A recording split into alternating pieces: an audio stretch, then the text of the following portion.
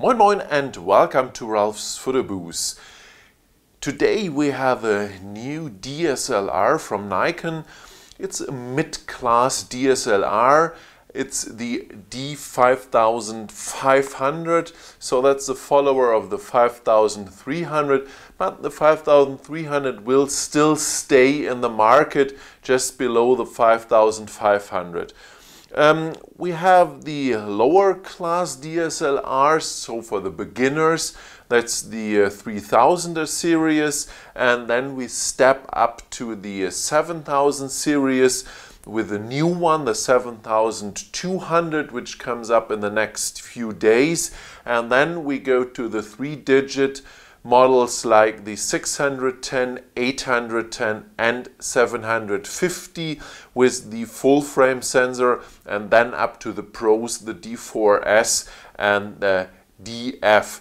So we are in the amateur class, but in the more advanced amateur class and semi-pro class with the D5500. The camera is equipped with a 24 megapixel APS-C sensor, and it has no low-pass filter.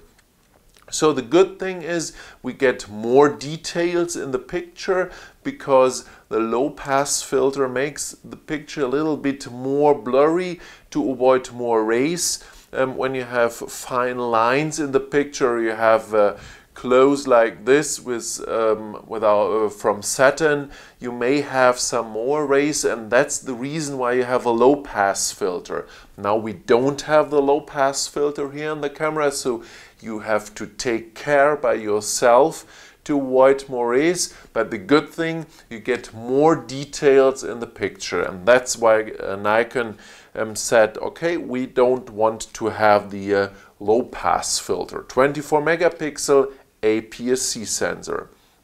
The camera has a little bit new, not new design, but the design changed a little bit, so the grip is a little bit more ergonomic, so you can hold the camera a little bit better because it's a little bit deeper here at this point.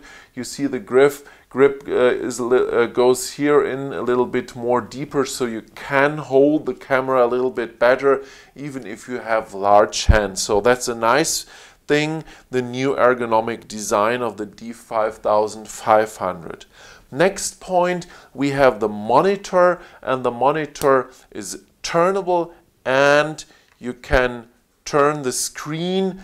And the new thing, it's the first time that we have a camera with this, that's the touch screen. We have a touch screen here. I will show you later which options you have with this touch screen, but there are many options on the touch screen, and there are some real nice features which you have here with the touch screen in combination with the optical viewfinder.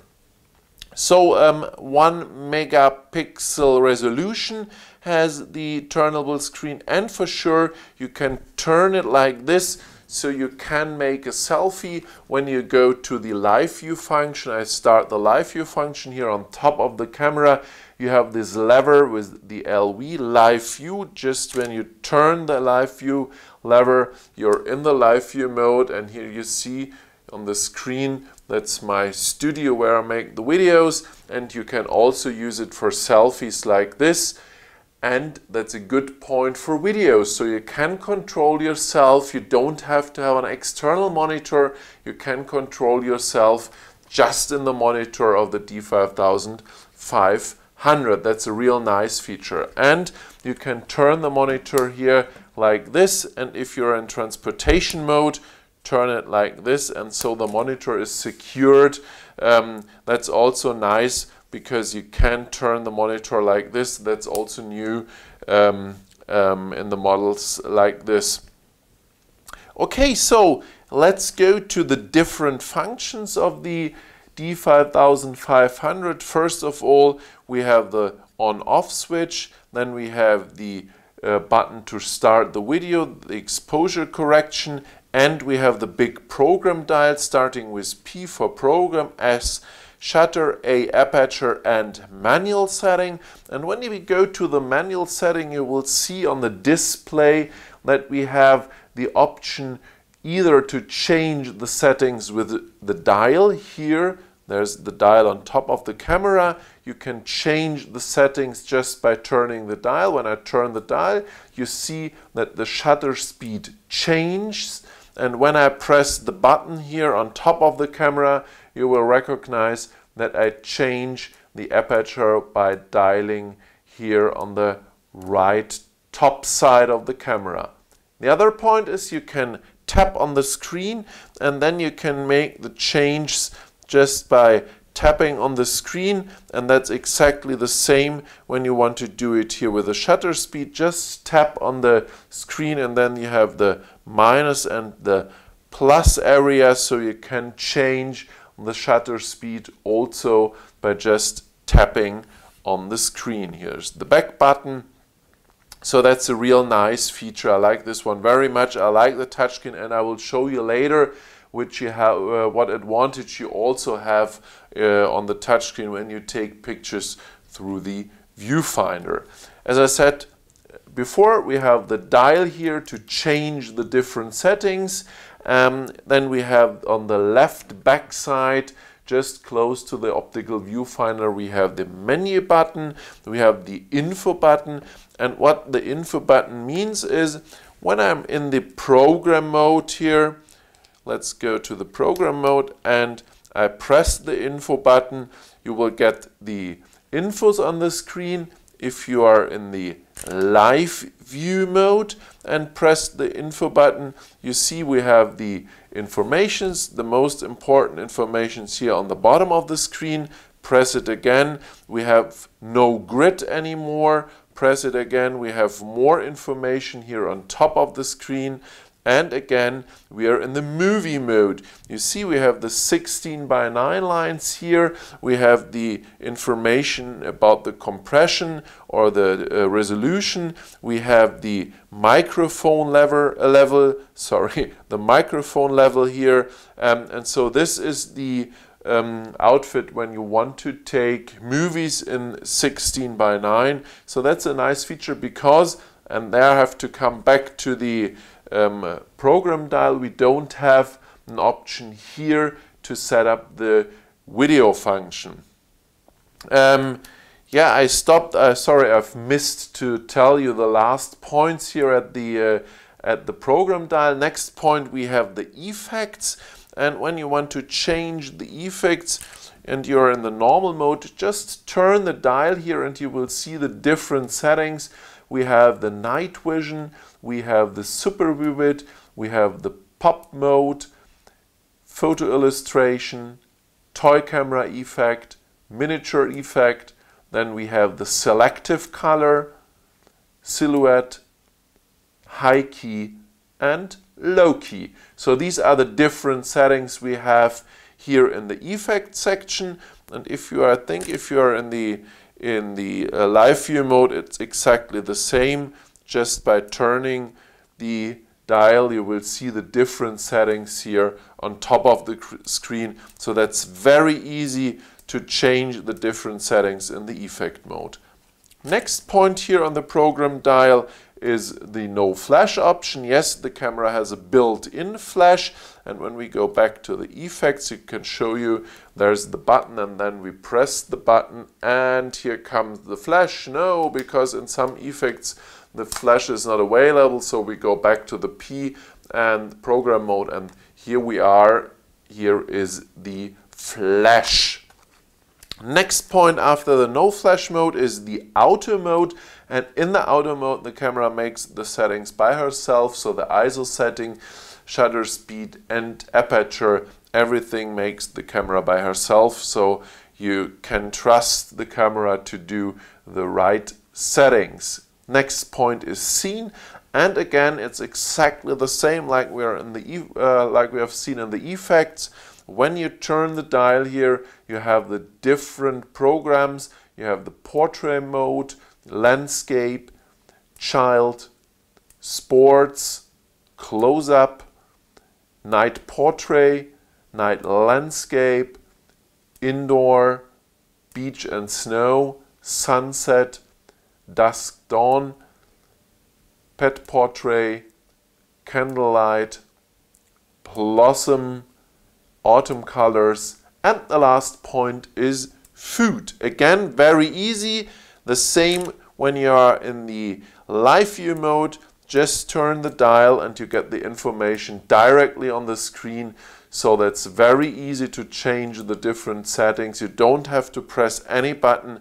Just turn the dial and you can change the different settings. As I said before, no option for video. You can use the video in the settings which you have chosen here, and just press the info button to get the setting for the video, and then start the video just by pressing the video start button, and that's it. So here for the info button, change the different settings of the display. AEL, AFL, auto exposure lock and auto focus lock. When you press the button, you make the locks for auto exposure or auto focus, and you can set up which one you want in the menu. So you can say I want only the exposure lock, or I want only the focus lock, or I want both. Here's the replay button and the info button.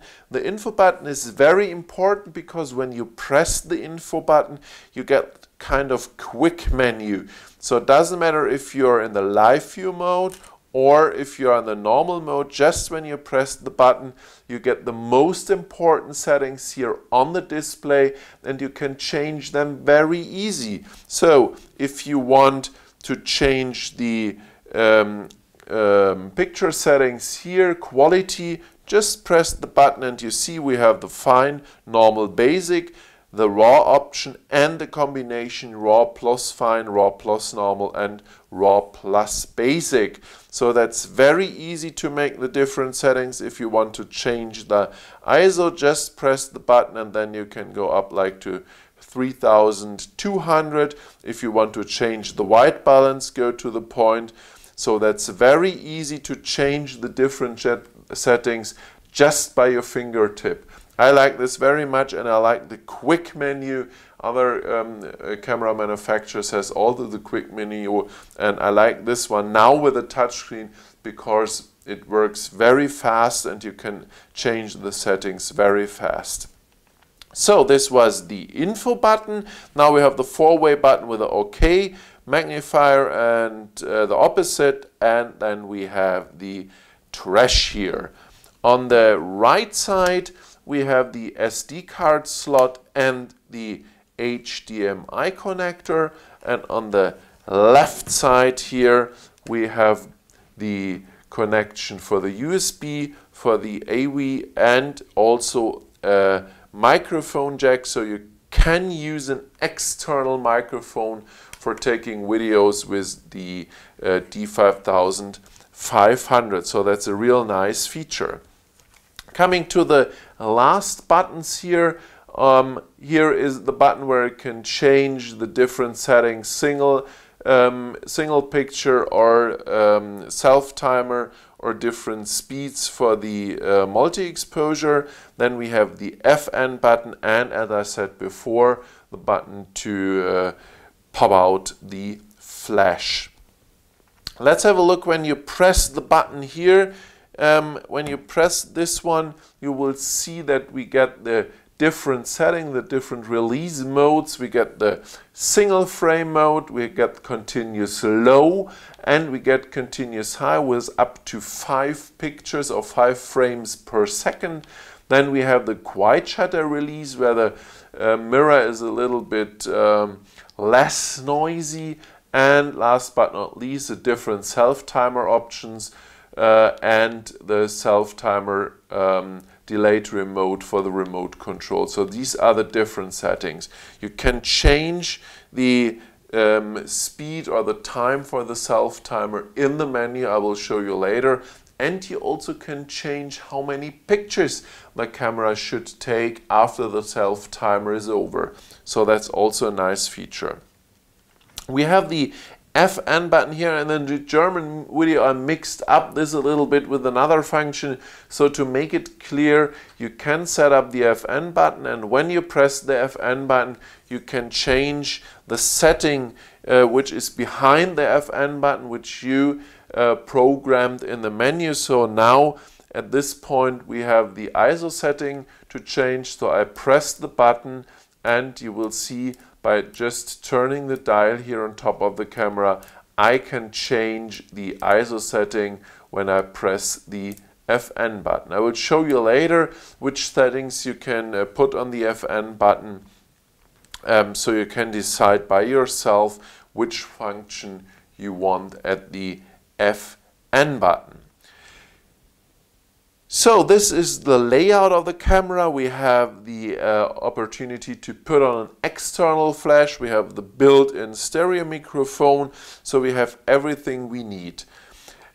Let's have a look at the menu, and in the menu I will show you some nice features, and one is for the touch screen, and I will show you how this works because this is a feature I love and it's real nice. We have the storage folder when we go into the menu. We have the file naming, image quality, showed you before. We have the different settings from fine, basic over to normal, and then we have the different RAW settings. We have the image size, 3 sizes, large, medium and small. These are the 3 sizes you can choose. We have the NAV and RAW recording with 14 or 12 bit. Then we have the ISO sensitivity settings. Here you can change between the value, the lowest value, let's go to the lowest value, from ISO 100 up to the highest value, 25,600. That's the highest ISO value you can set up here with the camera. I go to a middle value. And you also have the option to,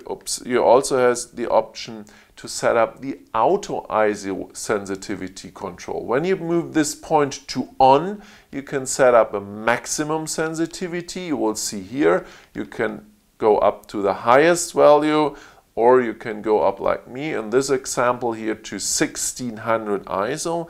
And the next point is you can set up a maximum shutter speed. So what does it mean? When I take a picture and I have a medium telephoto lens like 200 millimeter, I set the speed up to 1/250th of a second. And when I take pictures and the shutter speed goes lower and lower because we have less light, and so we have to compare it with a slower shutter speed.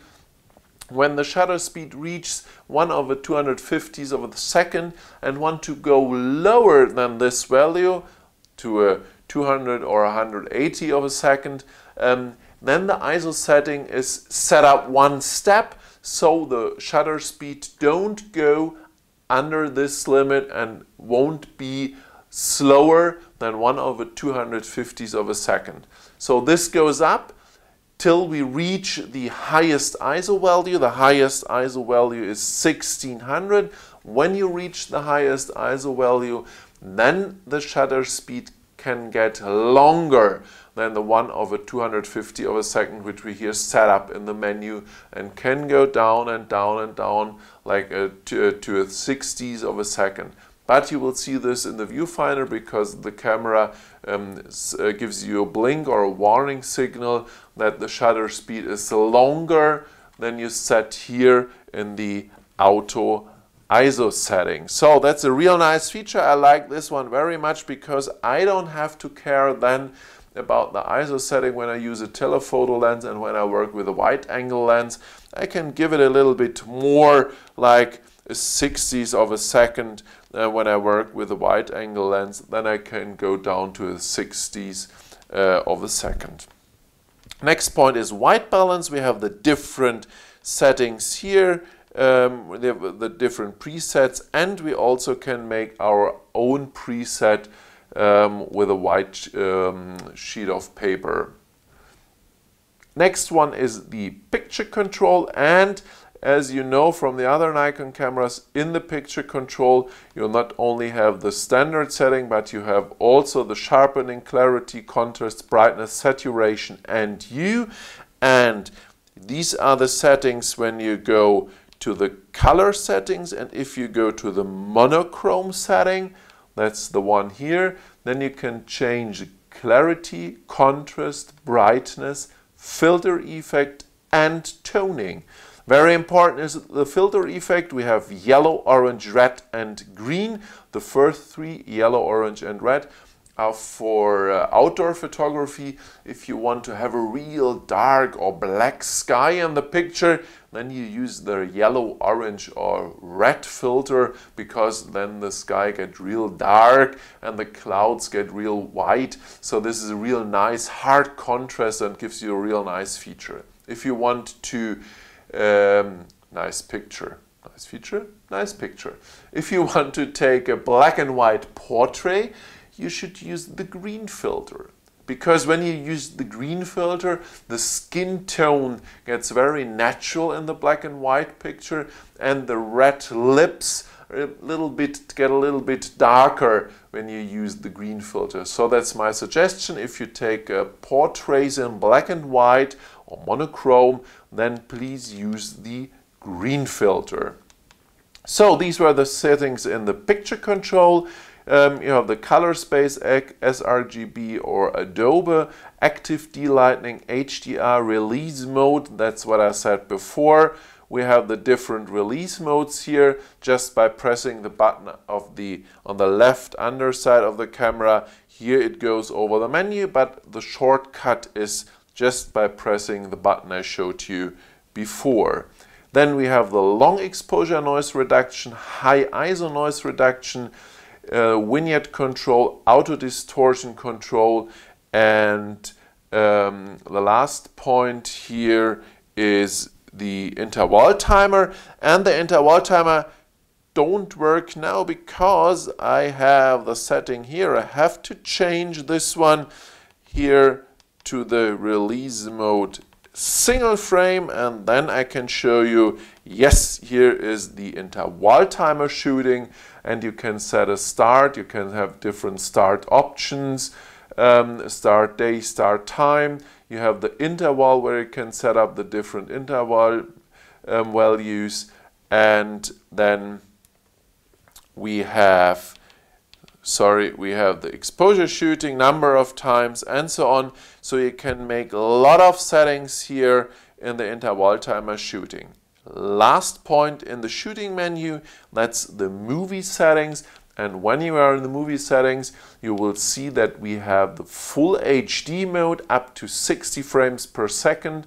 Then we go down to 30 frames per second and 24 frames per second. That's 24p. And we have the small HD resolution 1280 by 720 with 60p and the small VGR option.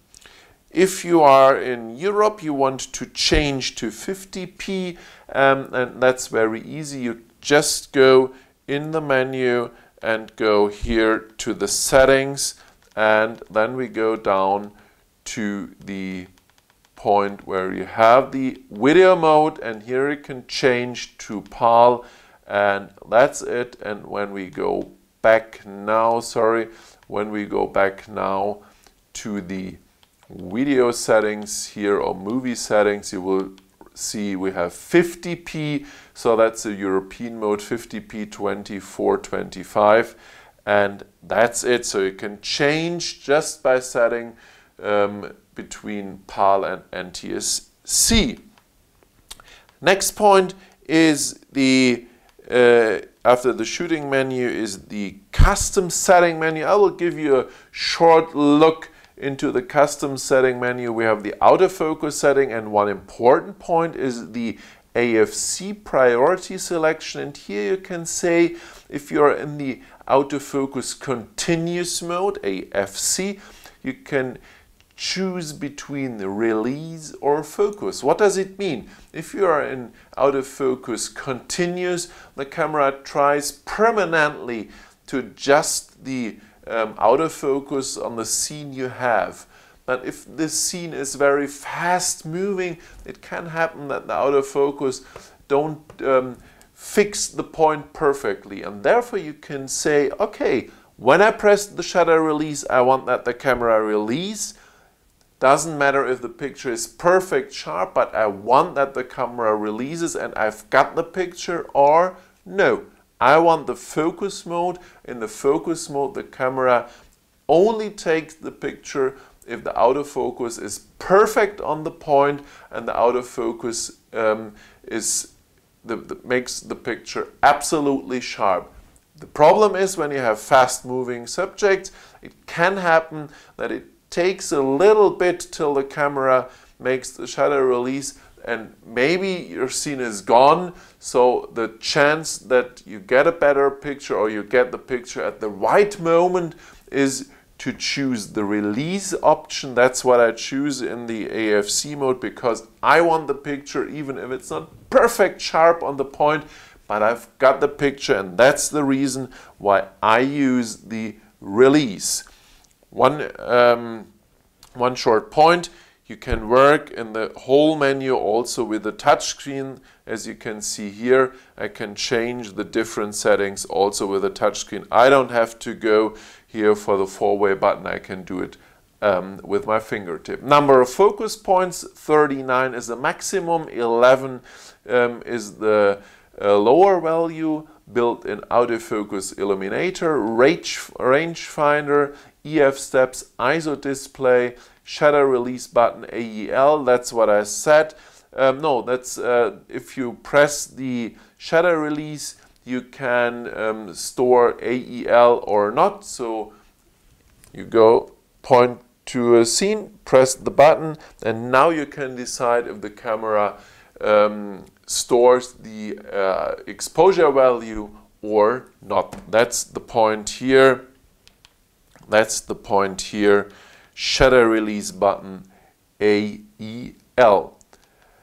Auto off timer, self timer, that's what I said. You have the different settings, 2, 5, 10 or 20 seconds, and you can say the number of shoots. So if you're in a group, a family group, and want to get sure that one of the picture is sharp, everybody's smiling and looks into the camera, give them a 10-second self-timer delay, and then let's say make 5 or I don't know, 6 pictures, and so the chance that you have one picture which is perfect is much higher. So that's one good and nice feature. Then we have the remote control. If you use a remote control, how long does it take when you when the remote control or remote on duration? That's the perfect point here. Exposure delay mode, file number sequence, viewfinder grid display. There you can see a grid in the viewfinder, date stamp. So if you work for business, it may be a good idea to get a date into the stamp if you are working in a business where you check certain things and have to have a time stamp or a date stamp in the picture. Reverse indications, flash control for built-in flash, TTL or manual setting. Here you can change auto bracketing setting. Here you have the different auto bracketing settings. You have the AE, auto exposure, white balance or ADL bracketing. The assign FN button, that's what I said before. You can set up the function of the FN button, and you can choose between the quality, ISO sensitivity, white balance, active delighting, HDR, the different resolutions, auto bracketing or AF area mode, viewfinder grid display, and start the Wi-Fi function. So these are the settings. I suggest that you use the ISO sensitivity, because then you can change this one very fast and very easy. Here we come to the point what I mentioned before. Here you can say if the AEL, AFL button only should lock, not only should lock AE auto exposure and AF autofocus, or only auto exposure, or only autofocus, or if you have to hold the button, and these are the different settings where you can choose from. Assign touch FN, I will show you, that's the last point here, no, not the last point. I will show you when I said we have the reverse style rotation here for different settings for exposure compensation, shutter speed, aperture. So if you're used to a certain direction, you can set up this here. Coming to the Assign Touch FN, that means you have different settings here. You have the ISO sensitivity, focus point selection, active delighting, HDR, viewfinder grid display. So these are almost the same settings like the FN, but it's a touch FN, and that's what I explained a little bit confusing in the German video. I want to explain you how this will work. If you use the focus point selection, what does it mean? It means when you turn out the monitor, turn the monitor, and then you look through the viewfinder, and then you can move the autofocus point just by moving your finger here on the screen. You will see when I put my eyes in front of the viewfinder gets the screen gets dark, and then you can move with your finger the autofocus point. But very important, this works only if you have the autofocus single setting, so you have to press the info button, then you go here to this point and you say autofocus area to single mode. And then we have the function I said, just look through the viewfinder, move your finger on the display here on the screen, and then you will see how the focus point moves into the camera, and so you can set up the perfect point for your autofocus. If you don't want this, you also can use it for the change of the ISO setting. Then you have to swipe over the screen and make the different settings and change the different settings. So you have different options to use the screen as a second FN button. But I personally like the setting with the focus point selection, because this is perfect for me. When I look through the viewfinder, I can set the autofocus point very fast and very simple.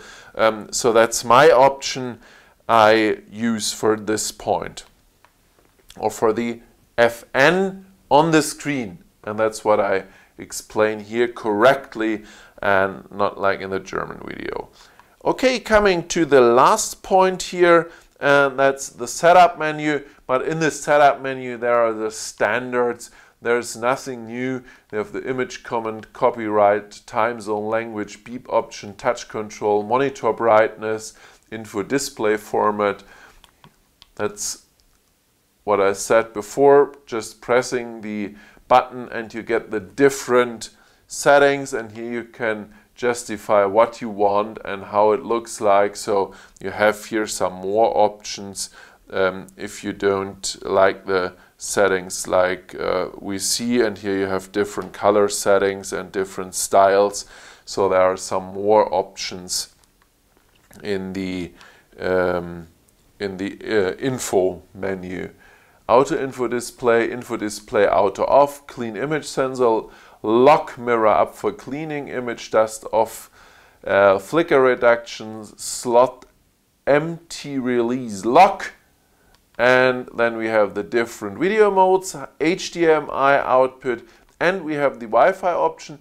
The Wi-Fi option gives you the opportunity to send pictures from the camera to your smartphone, and you also can remote control the camera, but only on a very basic basis, because you have only the option that you see the picture and you make a shutter release, but you can't change individual settings. You can change the shutter speed or the aperture or stuff like this.